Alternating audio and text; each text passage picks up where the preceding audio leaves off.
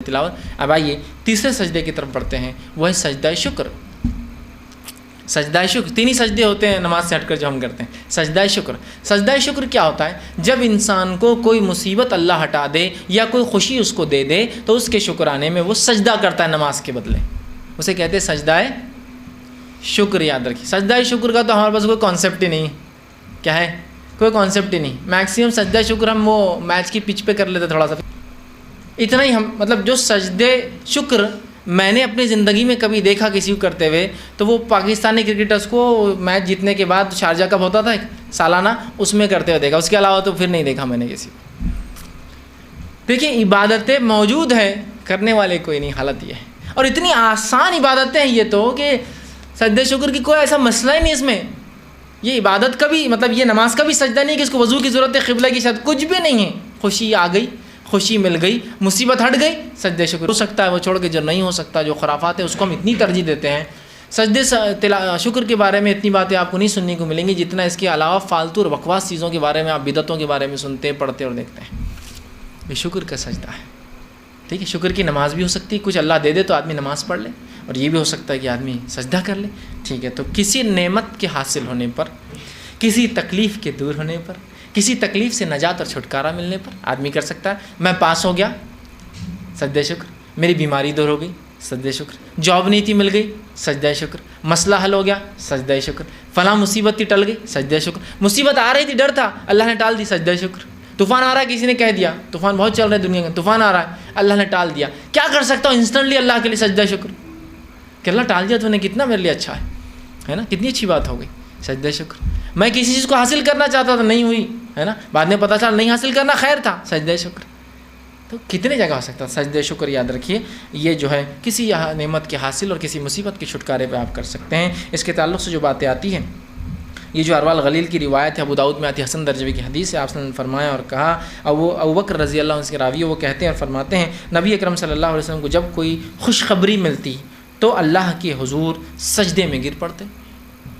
جب نبی اکرم صلی اللہ علیہ وسلم کو خوشخبری ملتی اللہ کے حضور سجدے میں گر پڑتے. اور یہ بھی ایک ہی سجدہ ہے شکر کا. اور اس کے اندر اگر کچھ نہ ہو تو تسبیح پڑھ سکتے ہیں آپ جو سجدے کی پڑھتے ہیں آپ لوگ، سبحان رب الاعلیٰ. اور اس کے علاوہ سجدہ شکر میں جو شکریہ اور حمد و ثنا کے کلمات آپ پڑھ سکتے ہیں پڑھ لیجیے. اس میں کوئی ممانعت نہیں، چونکہ عبادت کا سجدہ نہیں، یہ نماز کا سجدہ نہیں ہے. نہیں، سجدہ شکر شکرانے میں ہے تو اللہ کی حمد و ثنا ہونی چاہیے اس میں. تو سبحان رب الاعلیٰ تو چھوٹی، اس سے ہٹ کر بھی جو دعائیں آپ کو یاد ہے اللہ کی حمد و ثنا کی سب ادا کر دی. اللہ شکر ہے تیرا کہ نعمت تو نے دی، مصیبت کو میں سے ہٹا دیا، جو بھی یاد ہے سب دعائیں کر لیجیے آپ سے. تو یہ سجدہ ہے شکر ہوتا ہے. آپ سجدے میں گر پڑتے ہیں.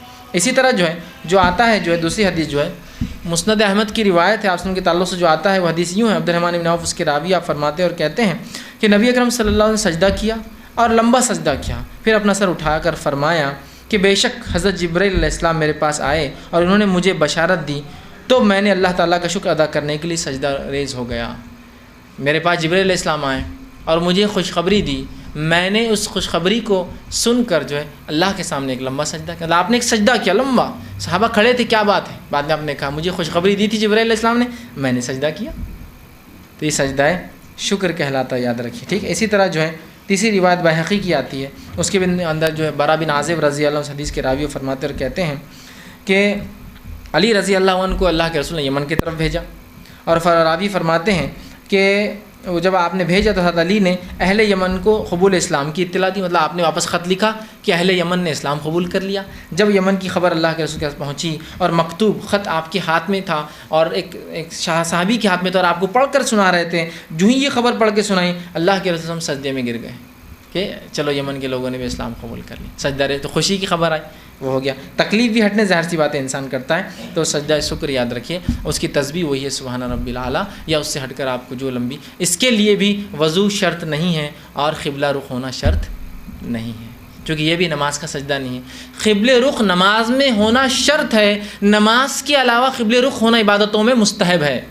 دعائیں بھی قبل رخ ہو کر کرنا چاہیے، مستحب ہے. سجدہ تلاوت بھی قبل رخ ہو کرنا چاہیے، مستحب ہے. سجدہ شکر بھی قبل رخ ہو کرنا مستحب ہے، لیکن فرض نہیں. فرض صرف نماز کا سجدہ ہے، چونکہ وہ عبادت ہے اور نماز میں قبل رخ ہونا شرط ہے، کنڈیشن ہے، اور کنڈیشن کے نکلنے سے عمل خراب ہو جاتا ہے. یاد رکھیے، وہاں تو شرط ہے، یہاں شرط نہیں. سمجھ گئے آپ بات کو؟ تو یہ تھی کچھ باتیں سجدہ تلاوت کے تعلق سے۔ تو آج میں نے آپ کے سامنے 3 سجدے، ان کی اہمیت اور ان کا طریقہ کار رکھا۔ پہلا سجدہ سہو، نماز میں جو سجدہ ہوتا ہے بھول پر۔ دوسرا سجدہ تلاوت، جو سجدہ تلاوت کے بعد انسان کرتا ہے جو قرآن کی تلاوت میں۔ اور تیسرا تھا سجدہ شکر، جو انسان کو کسی تکلیف کے ہٹنے یا خوشی کے ملنے پہ انسان کر سکتا ہے۔ اسی پہ اپنی بات کو ختم کروں گا۔ اللہ رب العزت ہمیں اپنے دین کو سمجھنے کی توفیق عطا فرمائے، ہم تمام کو جو باتیں سنی گئی اسے عمل کرنے کی توفیق عطا فرمائے، جب تک ہمیں زندہ رکھے اسلام اور ایمان پر زندہ رکھے۔ خاتمہ ہمارا ایمان پر ہو۔ آخر دعوانا ان الحمد للہ رب العالمین۔ سبحان ربک رب العزت عما یصفون وسلام علی المرسلین والحمد للہ رب العالمین۔